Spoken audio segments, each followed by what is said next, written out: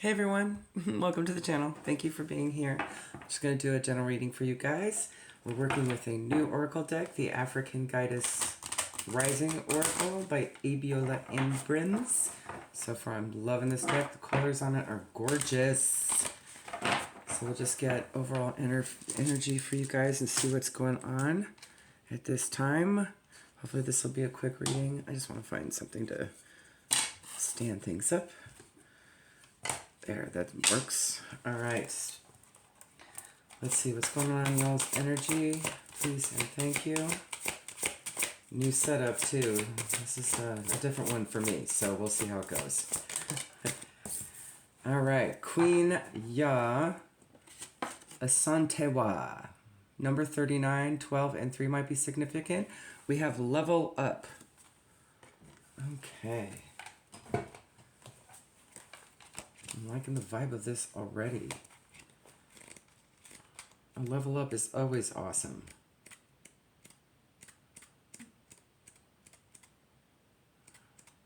Alright, here we go. The goddess of leveling up. She's Ashanti from Ghana. Her temple is Queens. Her element is bush, so you might be dealing with the earth element at this time. Taurus, Virgo, Capricorn might be significant. Queen Ya was a mother, farmer, and the warrior queen who led the War of the Golden Stool. The Golden Stool, throne of the Ashanti Empire, holds the region's Kra, or life force energy. Her message is, raise your standard. To leap forward for one is a leap forward for the tribe. Your choices can raise the frequency of your community and the planet. It's time to level up. This is your season for a quantum leap. Ooh, neat. So you may be learning about that or needing to learn about that, or that's just confirmation because you've been seeing it all over your feeds, okay? You have prepared for this. Life does not have to be linear, and neither does growth. A quantum leap feels drastic and huge, but the secret is that quantum leaps happen little by little. So what inspired action helps you level up? Connecting to spirit with rituals, movement, meditation, and visualization is a great start. And in this deck we have affirmations and mantras, but they call them declarations. Divine timing is on my side. That's the declaration. Okay. Level up. Let's talk about it.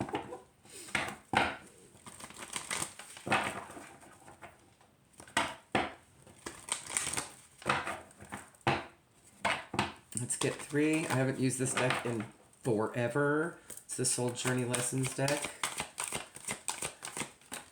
Perseverance. I know that I can do whatever I set my mind to. So you'll need perseverance for this level up, okay? Whatever this is for you. It may be surmounting grief. We do have grief here. I understand that losing something is an opportunity to appreciate it. So maybe you've had to let go of something in order to get something. Happiness. Nice. I am aware that being happy means that I am on the right path. So do joyous things at this time.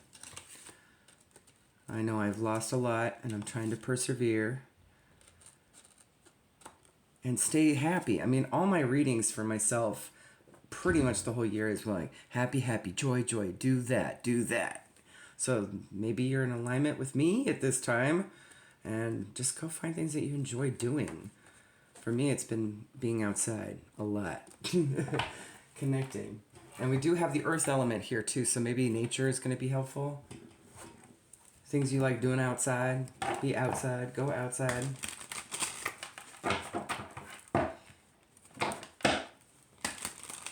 Okay.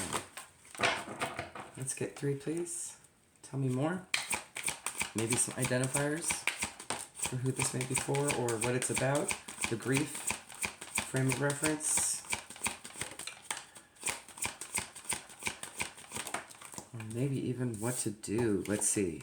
Plans, visions, frenemy. Interesting. Maybe something that has been kind of perplexing you a bit. A vision or a plan, an aspiration, some kind of inspiration, something that you wanted to do that maybe you were scared of, or maybe had been dissuaded from doing by others, okay? I'm just saying the frenemy. Maybe you're worried about gossip or something, okay?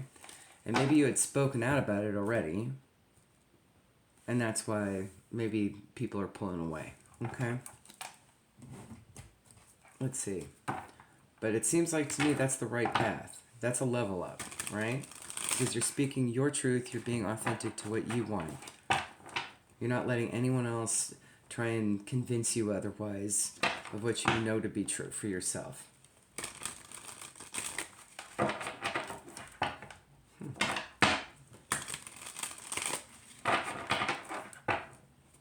Alright, one more.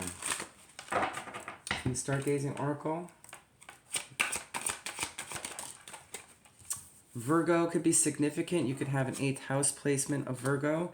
You could have ended something with a Virgo, or just Virgo energy in general here. Witchy, analytical, maybe a perfectionist, maybe somebody that's critical, detailed, responsibles here, humbles here, orderlies here, insightfuls here, alchemist, and health. This could be a change for your health. 8th house is all about your endings, beginnings, the sex, cults, occults, mysteries, intensity, obsessions, the underworld, secret, and shadows. Maybe this person was operating from their shadow side, okay? And just projecting. And it almost dissuaded you from doing something. I see that you, with that perseverance, you did not get dissuaded. Okay. Any other energy? I'm going to use my dice. I haven't used it in a while. This could also be an identifier of person here too, as well, including yourself. Scorpio, Pisces, Aquarius, and Leo is here too. We do have the Death card, endings, new beginnings, transformation, 8th house energy. We also have the Moon, using your intuition. Clairvoyance is here, okay? Really seeing it through from all levels. Aquarius, the Star, healing, divine guidance, epiphanies, and then the Strength card with that perseverance. Okay. So that could just be the energy of those as well. Okay. Let's get you some guidance.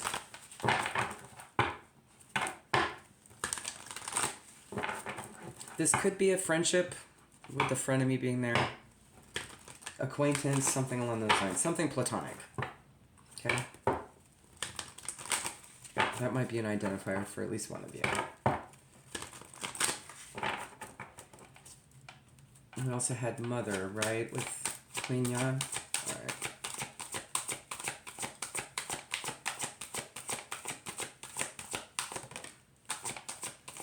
Haven't used this deck in a while too.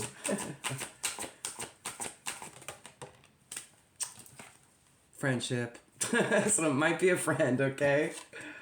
Trust. Letting go. Maybe this is for the best, right? Yep. It's for the best. The future. Being able to see into the future what is best for you, okay? And trust that. And if it's something you need to let go of a friendship, that's what you need to do, okay? That be in alignment with you at this time. Because you are leveling up. Alright, what else? I'm going to pull from the chakra deck. Since I'm feeling really guided to pull for decks I haven't used in like, I don't know, 2 years. Maybe this friendship was started 2 years ago. Or ended 2 years ago or something. That might be an identifier, okay? Or should have ended 2 years ago. Listening, inspiration, and visualization. There you go with your visions again, right? Maybe you're going to get inspired by something if you just observe at this time and not absorb, okay? I'm really getting that pretty much all year. Observe, don't absorb. Observe, don't absorb. You might also want to work on clearing out or at least strengthening your throat chakra. You could do that by speaking, talking, singing, just using your voice, okay? Speaking your truth. We also have the sacral chakra here, so maybe there's something clearing out of that as well. And third eye. chakra as well, okay? So you'll be working with those chakras at this time. Now let's get you some final guidance. 24, 6, 11, 2, 28, 10, and 1 might be significant. Life path numbers, birth months, birth dates, ages. Take it how it resonates.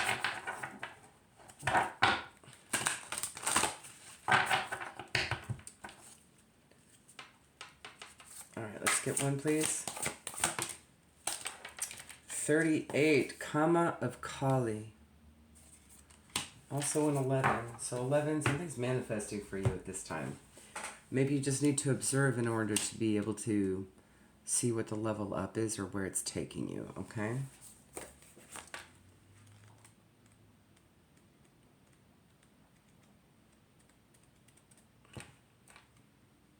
All right. Here we go. Kama of Kali. She is completely and utterly in love with your divine essence, and in her love bestows endless gifts. Your path need not be one of endless effort. So maybe it's time to pace yourself and kind of go with the flow, okay? Connecting with pleasure as a path of personal empowerment with an intention to bring spiritual benefit to the collective through softening and opening your heart is an act of worshiping the divine feminine. So really getting into that sacral energy for yourself. Relax into the presence of what is as you slow your pace and make swifter progress. Kama is a Sanskrit word that refers to the sweet stuff of life, pleasure, emotional fulfillment, and being completely present so we can experience life through all the senses. So it is also sensuality and physical vibrancy. Without the quality of Kama, our experience of life can become dry, bleak, and intimidating, a joyless experience, with simply more tasks to be completed. If we are feeling exhausted, lacking in the qualities of delight and lightness of heart, then we have become deficient in Kama, sacred pleasure. In the realm of the goddess, the enjoyment of life is a sacred act of devotion, gratitude, and celebration. In the throes of profound challenge and transformation, we can feel disconnected from our joyfulness. It's as though it were akin to the bright days of summer and we are midwinter, wondering how it ever was that we could frolic about and barely anything when we now feel the need to cover ourselves with abundant protective layers. This is to be expected during times of intense suffering, when we are dealing with an issue that has elicited grief or anger. Yet, if we allow our minds to remain open to the possibility of joyfulness and pleasure, they can find their way through like the sun breaking through clouds to bring us comfort. The oracle can indicate not only a more pleasurable way of being as part of your future, but also an offering of pleasure now, even if you are struggling to ease the strain and make the way easier overall. Accessing pleasure requires embodiment, a connection with the senses and the subtle nuances of feeling and beauty. Through embodiment, it is easier to receive healing. It can manifest through the uplifting scent of aromatherapy. Ooh, I just saw flowers. Speaking of nature, maybe go smell some flowers, okay?